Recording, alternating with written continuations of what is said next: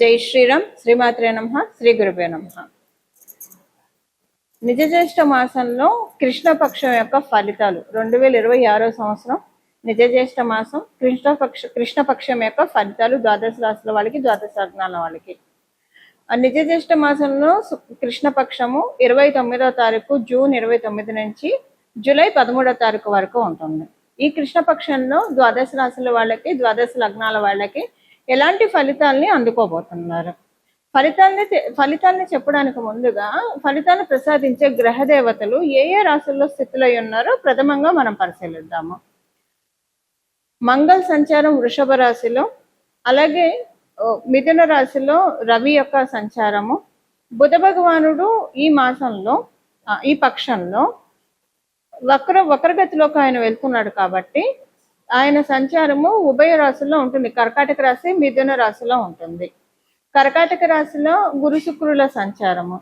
శుక్రాచార్యుల వారు ఈ పక్షంలో 5వ తారీఖు నుంచి కర్కాటక రాశి నుంచి సింహరాశిలోకి ఆయన పయనాన్ని సాగిస్తారు. కేతుదేవుడు సింహరాశిలో స్థితిలో ఉన్నారు. అలాగే రాహుదేవుడు కుంభరాశి యొక్క స్థితి, శనేశ్వరుడు మీన రాశిలో స్థితిలో ఉన్నారు. ఇవి ఈ పక్షంలో ఉన్న గోచార గ్రహ స్థితులు. ఈ పక్షంలో ఉన్న ఈ గోచార గ్రహ స్థితులను అనుసరించి ఈ కృష్ణపక్షంలో నిజ జ్యేష్ఠ మాసంలో ఉన్న ఈ కృష్ణపక్షంలో ద్వాదశ రాశుల వాళ్ళకి, ద్వాదశ లగ్నాల వాళ్ళకి ఎలాంటి ఫలితాలు ఉంటాయో మనం పరిశీలిద్దాం. ఈ ఫలితాలు మెయిన్గా వీటిల్లో విశేషాంశం ఏమన్నా ఉందా అంటే, గురు శుక్రుల యొక్క కలయిక కర్కాటక రాశిలో, అంటే మొదటి 5వ తారీఖు నుంచి అది బ్రేక్ అవుతుంది, ఆయన సింహరాశిలోకి వెళ్తున్నారు. శుక్రకేతువుల యొక్క కలయిక మొదట. శుక్రుడు ఏంటంటే చాలా కంఫర్ట్స్ని మనకి ఆయన అనుకూలంగా ఉంటే మంచి రిలేషన్స్ ఉంటాయి, మనం చూడటానికి అందంగా ఉంటాము, మంచి బట్ట కట్టుకుంటాం, మంచి తిండి తింటాం, లగ్జరీ లైఫ్ అన్ని మనం చూస్తాము. ఆయన వెళ్ళి ధర్మస్థానము, మనకి ధర్మస్థానం అని ఎందుకు చెప్తున్నానంటే కాలపురుషుడు కుండలిలో నుంచి సింహరాశి పంచమ స్థానం కాబట్టి ఒక ధర్మస్థానము, 1, 5, 9, 2 ధర్మస్థానాలు. ఈ ధర్మస్థానంలో శుక్రాచార్యుల వారు ఉన్నారు. అక్కడ కేతు భగవానుడు స్థితిలో ఉన్నారు. స్థితిలో ఉండడం వల్ల అది ఎలా ఉంటుందంటే ఈయన ఇస్తూ ఉంటాడు, ఆయన తగ్గొడుతూ ఉంటాడు. సో ఈ వారిలో ఎవరు గెలుస్తారు? శుక్రాచార్యుల వారు ఇస్తాడా? ఆయన చేత కేతు భగవానుడు ఎలాంటి అడ్డు చెప్పనీయకుండా అన్ని ఇవ్వనిస్తాడా? ఇవి చూడాలి మనం. అంటే ద్వాదశ రాశుల వాళ్ళకి, ద్వాదశ లగ్నాల వాళ్ళకి ఎలాంటి ఫలితాలు ఉంటాయి, ఇది ఒక స్పెషల్ ఇంపాక్ట్. దానికి తోడు బుధ భగవానుడు ఆయన వక్రగమనంలోకి వెళ్తున్నారు, ఇది ఇంకొక స్పెషల్ అంశము.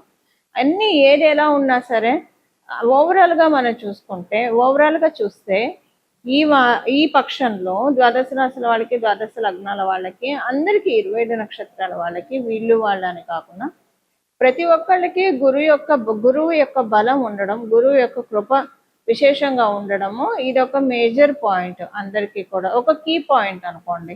దీనివల్ల మిగతా గ్రహస్థితులు ఎలాగున్నా కూడా వాటి వల్ల ఎక్కువగా ఇబ్బంది ఉండదు. ఇప్పుడు ఉదాహరణకి ఇప్పుడు మేషరాశిలో పుట్టిన వాళ్ళకి శుక్రుడు మరియు కేతువు యుతి వల్ల సింహరాశిలో సంతానానికి సంబంధించిన ఇబ్బందులు రావచ్చు, సంతానానికి ఆరోగ్య సమస్యలు రావచ్చు.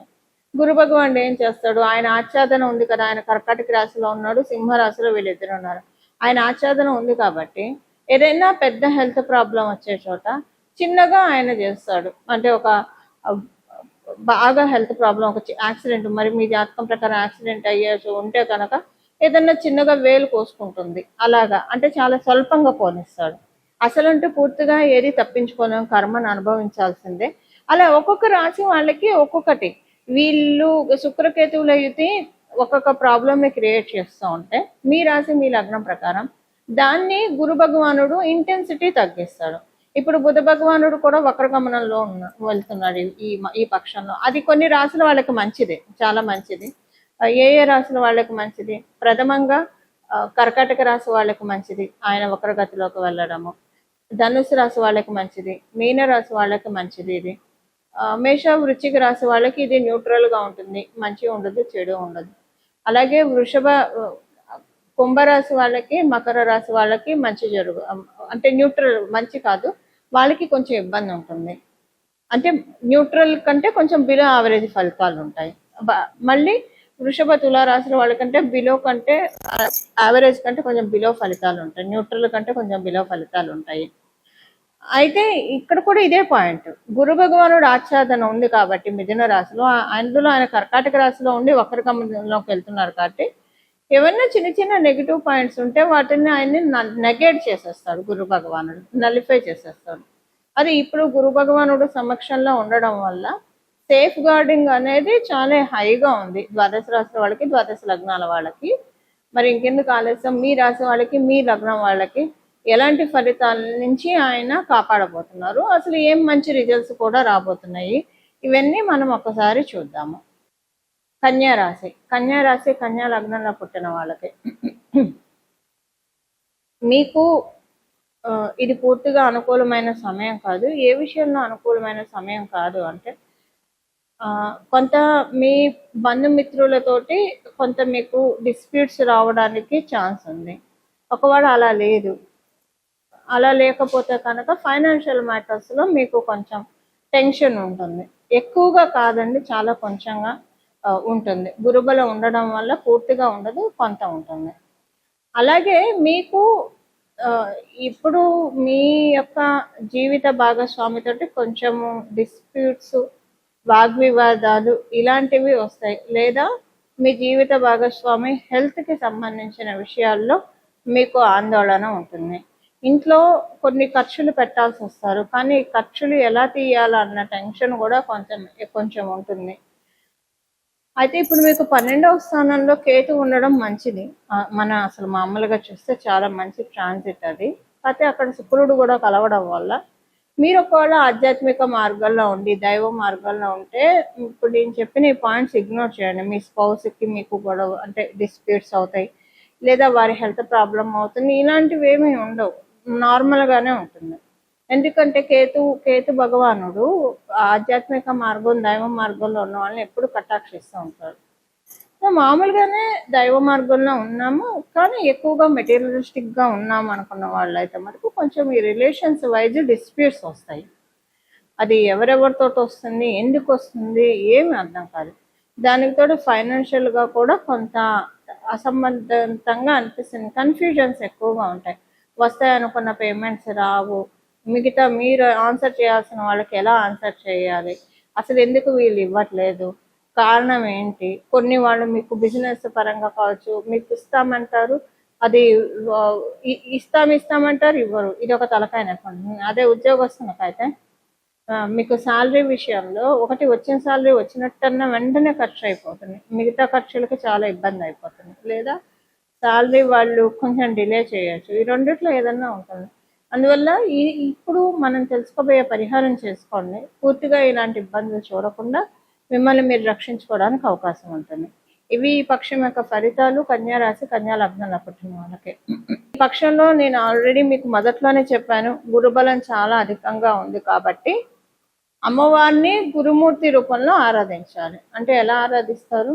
శారదా రూపంలో ఆరాధించవచ్చు, సరస్వతి అమ్మవారి రూపంలో ఆరాధించవచ్చు, రాజశ్యామల అమ్మవారి రూపంలో ఆరాధించవచ్చు, గాయత్రి మాత రూపంలో ఆరాధించవచ్చు, విద్యాలక్ష్మి రూపంలో ఆరాధించవచ్చు. ఇలాగా అమ్మవారిని గురుమూర్తి రూపంలో ఆరాధించడం చాలా మంచి ఉత్తమమైన ఫలితాలని ద్వాదశ రాశుల వాళ్ళకి, ద్వాదశ లగ్నాల వాళ్ళకి కూడా కలుగుతుంది. అలా అమ్మవారి యొక్క ఆరాధన చాలా మెయిన్గా ఉంటుంది. లేదా మనము మామూలుగా చూసుకుంటే కనుక దక్షిణామూర్తి స్వామి వారిని, దత్తాత్రేయుల వారిని, కృష్ణుడిని, ఇలాగా మీకు ఇష్టమైన దేవీ దేవతలు గురుతత్వంలో ఉండే వాళ్ళని కూడా ఆరాధించవచ్చు. ఎలాగ ఆరాధించినా మీరు దేవీ దేవతల్ని ఎవరినైనా గురుతత్వ రూపంలో ఉండే దేవీ దేవతల్ని ఎవరిని ఆరాధించినా కూడా శీఘ్రంగా మంచి ఫలితాలు మాత్రమే ఉంటాయి, అందులో ఎలాంటి ఇబ్బంది లేదు. ఇలా మీకు ఇష్టమైనది, ఇప్పుడు ఇంకా దీంట్లో నేను ఇదే ఆరాధించండి అని చెప్పను, మీకు ఇష్టమైన దేవత ఆరాధన చేసుకుంటే ప్రతిరోజు కూడా మీకు వీలుంటే తల్లిదండ్రుల ఆశీస్సులు తీసుకోండి. తల్లిదండ్రులు ప్రథమ గురువులు కాబట్టి వారి ఆశీస్సులు తీసుకోవడం చాలా సత్ఫలితాలను వస్తాయి. ఉదాహరణకి మీ తల్లిదండ్రులు మీరు విదేశాల్లో ఉన్నారు, లేదా మీరు ఉద్యోగ రీత్యా వ్యాపార రీత్యా వేరే ప్రదేశంలో ఉన్నారు, మీ తల్లిదండ్రులు మీకు అందుబాటులో లేరు. అప్పుడు లక్ష్మీనారాయణలకి శివపార్వతులకి దండం పెట్టండి. వాళ్ళే ఆది దంపతులు కదా, శివపార్వతులు లక్ష్మీనారాయణ. వాళ్ళే మనందరికీ జగతపితరో వందే పార్వతీ పరమేశ్వర అని చెప్తాం. వాళ్ళే మనందరికీ తల్లిదండ్రులు. వాళ్ళ పాదాలకి ప్రణామం చేయండి. కుదిరితే కనుక దేవీ దేవతల గుళ్ళ చుట్టూ ప్రదక్షిణాలు చేయండి. ఎన్ని ప్రదక్షిణాలు వీలైతే అన్ని ప్రదక్షిణాలు చేయండి. ఇలా ఇవన్నీ చేస్తే కనుక ఈ పక్షం అంతా కూడా దైవ బలాన్ని ఇంకా క్రోడీకరించుకోవడానికి చక్కటి సదావకాశం గోచార రీత్యా మనందరికీ కూడా కలుగుతాయి. ఇలా మనందరం కూడా గురువు యొక్క కృపని పొందాలని చెప్పి, గురువు యొక్క కృపతోటి మన జీవితాన్ని ఆనందమయం చేసుకోవాలని మనస్ఫూర్తిగా మనందరి తరఫున గురుమూర్తిని ప్రార్థిస్తూ మంగళం. నమో భగవతే వాసుదేవాయ.